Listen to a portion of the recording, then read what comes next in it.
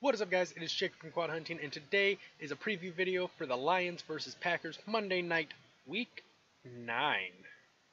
Week 9? Week 10. No. What week is it? Week 9 matchup. This is the first preview video I'm doing for a while. Yeah, it's definitely been a little bit. So, I think the last one I did... Giants?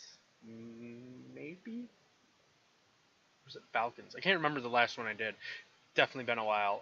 So currently right now the Lions are coming in 3-4. They're coming off a 3-game losing streak. Started off the season decently, lost some pieces, and then just started to play better teams. We started off playing some bad teams, and I had predicted early in the season that we would come into the bye week being 500, and I thought if we could go into the bye week being 500, that we had a good chance of doing doing good the rest of the season, and we would end up being able to make playoffs. Still kind of confident in that. Definitely, this game is not as hard as it used to look with Aaron Rodgers being out and Brett Hundley starting. The only thing the Lions just really need to avoid here is another Matt Flynn situation. Everyone loves to toss that around from 2011 when Matt Flynn got basically a big paycheck because of how good he looked against the Lions. He broke Packer records. But looking at this game in particular, the Packers come in 4-3. They're second in the NFC North. We are third. Bears fourth. Vikings first at 5-2. So this game right here will determine who's going to be second place, because if the Lions win, they'll have the same record as the Packers as 4-4, but it will, because they've beat the Packers head-to-head, they will own the head-to-head. I know what I'm trying to say. They will own the head-to-head matchup, and then because of that, they will be pushed up into second place, which would help out eventually if it comes down to a wild card position between the Lions and Packers being beat head-to-head. So this is an important game for the Lions, really, really important. You never want to be on a losing streak, and right now we're on a 3-game losing streak, and we need to get something going. We need to get some good, positive momentum going for the team. Taylor Decker has come back and he has started practicing, but I would not be too hopeful about him playing this Monday. It's his first practice today, Thursday, the November 2nd, is his first practice since he got put on IR. What that means is it could definitely... I am really washed out because I have that white screen. There we go. It could definitely be a little bit more before he's up to full potential again.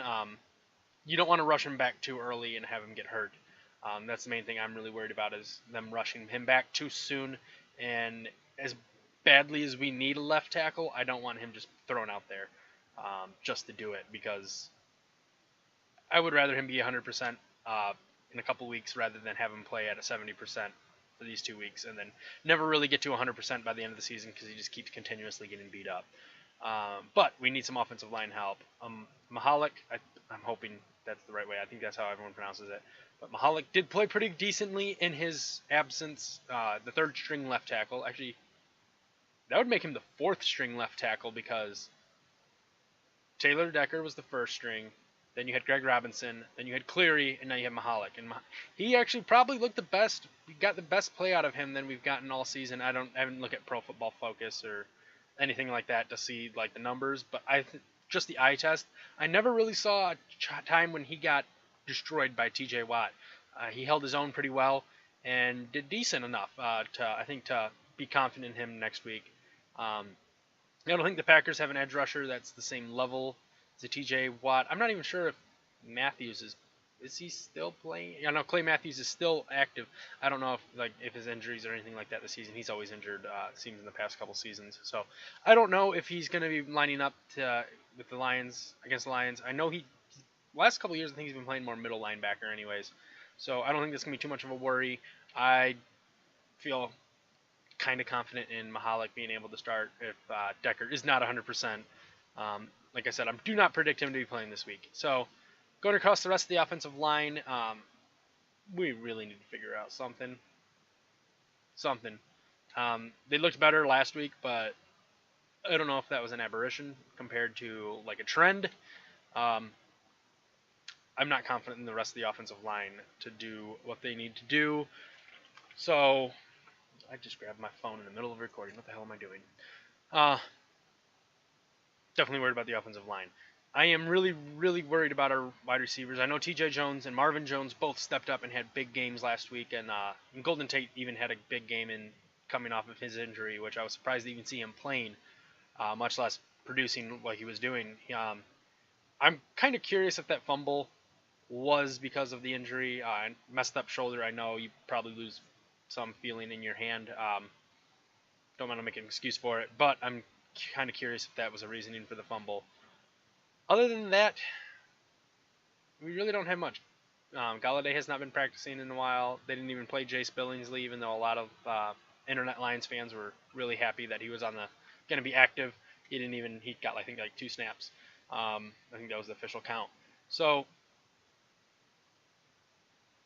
we need to figure out something with this offense. The whole season we've had issues going from getting to the red zone, but when we got to the red zone, we were good enough to score. Last week, we had no problem moving the ball between the 20s. None at all. And then we hit the red zone. Got 5 red zone opportunities. Couldn't capitalize on one of them. Had to kick field goals. Or we went for it on 4th down when we shouldn't have the one time.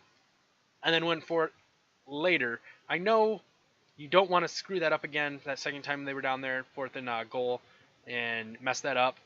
But you should have gone for it there and not gone for it earlier. But I don't know if Jim Caldwell's thinking there. I can understand trying to okay, let's try to get ahead and try to get some points, but the one play was the 97-yard pass to Juju was right after that, and then that's really when the game kind of got out of hand for the Lions. So we just need to avoid that. And against the Packers, I think this is going to be the best chance to get something going because it's the Packers and then it's the Browns. And if we can take advantage of these two teams with weaker quarterbacks, I don't feel nice calling Brett Hundley a weaker quarterback, but he's their backup for a reason. He's definitely not better than Aaron Rodgers, and so he's an unproven thing. He's an unproven commodity. He's had one start this season, and then he played half a game again. Or I don't think he's gotten a start yet. I think he played just that half against the Vikings, and they went in their bye week. No, he did get a start. He had to start the next week. Can't remember who they played. But they lost. Pretty positive. Need to do more research in these videos. So anyways, if I had to make a prediction right now, or I didn't even talk about the defense. Running backs and Lions offense first. They're kind of... I don't know why people expect much out of these running backs. Our offensive line sucks. Run blocking. They're awful. They can't do it to save their lives. And everyone expects these running backs to be able. Any running back should be able to run through these non-existent holes. And if they can't, well, that sucks. Get a different running back in there. That's not how it works. No running back is going to look good behind this offensive line. I don't care if you're Zeke Elliott, if you're David Johnson, if you're Le'Veon Bell. You're not going to look good behind this offensive line. It's to have a good running back and take advantage of that. You have to have a good offensive line. The Lions don't have that. Amir Abdullah, I believe, could be a great running back if he was playing behind a good offensive line. But right now, because he's playing behind pretty much a group of guys who can't run block to save their lives, that's the issue. It's not on the running backs. It's on the offensive line to why the running backs aren't doing good. Unless you're Dwayne Washington, it's because you don't have vision and you can't hit a hole. I'm going to try to calm down. That really annoyed me last week. Every time he got the ball, 4th and goal, or 2nd and goal, 3rd and goal, and he couldn't punch it in because he hit the wrong hole and he wasn't going to where the holes were opening. So that annoyed me last week. I need to calm down again.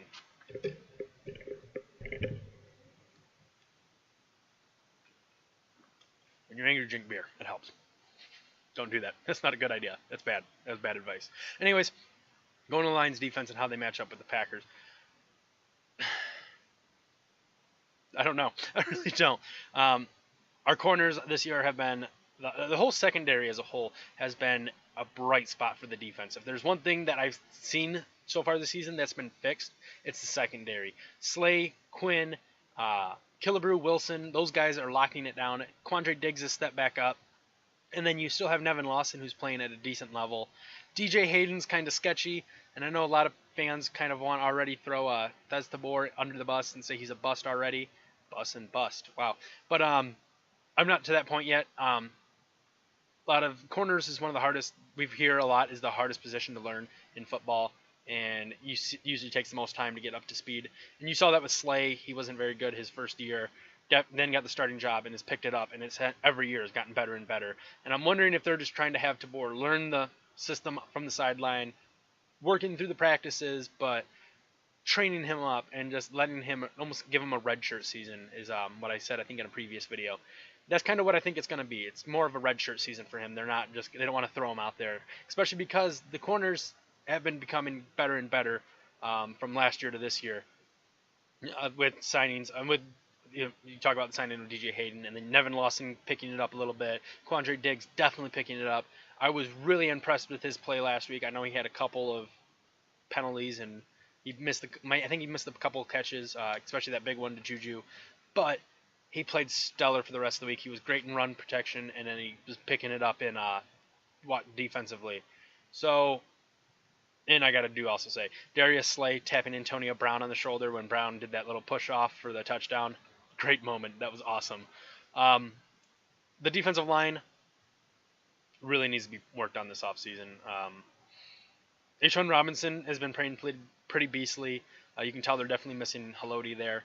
And then you go to the ends. Last week, I think they both played better than they had against the Saints.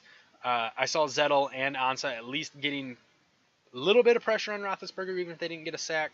But I saw them at least working their way towards the backfield and looking like they're pressuring Roethlisberger a little bit. But they definitely need to be picking up some sacks. They need to be getting better and better at that, and I'd love to see that. So hopefully they can get a pickup game here, get it picked up in this game here, and we will be back to having a decent edge rusher. That's pretty much all I can say about the defensive line. Our depth there is, again, kind of... But going to linebackers, they're kind of been the results have been a little meh from them. Davis looked great to begin the season. Kind of missed some stuff the last couple weeks, but he's still, I think, a solid first-round pick. I'm not going to say he's a bust after half a season. You can tell Whitehead definitely is more comfortable when he's playing on the outside versus playing middle linebacker. He's done a lot better in that move. And then even when you look at Jalen Reeves-Maybin, I did not predict him to be doing it so well this beginning of the season. But he's kind of taking over that Miles Killebrew role from last year where he's the rookie that gets a couple of plays every game and makes the most of it. He's looking pretty good, and I'm in those limited plays he has, and which will only be better later on. The team will put more and more faith into him. And I think definitely we got two linebackers of the future from this draft, and that hopefully they'll be there for a long time for us. But otherwise, Glover Quinn is the team MVP so far this season. He has been a beast. Definitely the glue that holds that whole team together. Moving on to special teams, Matt Prater, awesome as ever. He kicked 5 field goals last week, and I mean the guy's only missed I think 2 this season, and one of them was over I think it was 58 yards out. So no problems with that. Sam Martin looked like he was still kicking off a little bit of rust during the game last week. Hopefully keeps continuing to get better and better as he's now getting back adjusted to playing again, seeing as he keeps coming off the NFI list. And then Jamal Agnew. As long as you don't take it out of the end zone on the kickoffs, I love you. He's just great at punt returns, and I'm just surprised every time where he can find a spot or find a crease and just take off. He's got incredibly elite top-end speed where he can just get out of there. I love the gadget play they had for him on offense last week where they just kind of, Stafford did that little quick, got the ball snapped to him and just kind of pushed it off his hand right into Agnew's arms, and he got I think it was like a 12 or 13 yard gain off of it. I want to see some more gadget plays with him. I believe he is a talent you can use on both offense and special teams, and eventually, hopefully, defense. Not saying he's going to like a Charles Woodson level of talent. I don't think he'll be that level at any position. But I think if you can use him in multiple places, get some value out of him, get some depth, and I like that. I like the gadget play that they used last week. I hope they use it again, but not make it so obvious that, oh, he's in, it's going to be a sweep. Do something where he catches a pass or something like that. The team won't be expecting that. So if I had to make a prediction right now, I'm going to say, I know the Lions opened the game, or opened this week as, I opened the wrong thing, as the Packers opened in the betting as the underdog, and I want to get that again. Where did I see it? It was okay right here. Packers open as small underdogs. And skip. Don't give me an ad. And don't play this video. I hate automatic play. Okay. The Packers open at a 2.5 point underdog. Are we playing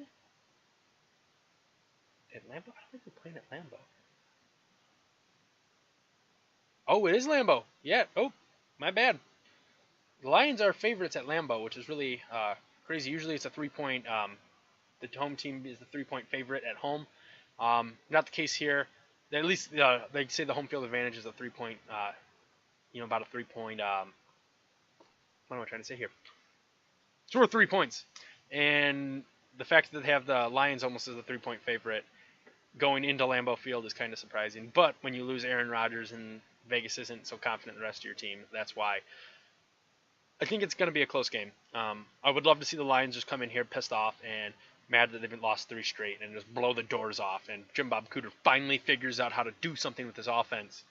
I don't think that'll happen. I think it'll be more struggling, more of the same old bullshit. Yeah, I just said bullshit. Anyways, I'm predicting more of a 24-17, 24-21 kind of game. I'm predicting the Lions to win. We got to get on the win here. We got to get a win going. We have to get some kind of streak going in the positive direction.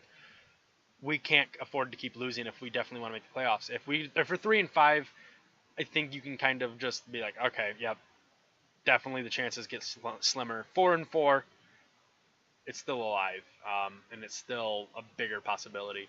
So that's my prediction. 24-21. I'm going to throw that out there as my prediction. 24-21. It's going to be a field goal difference.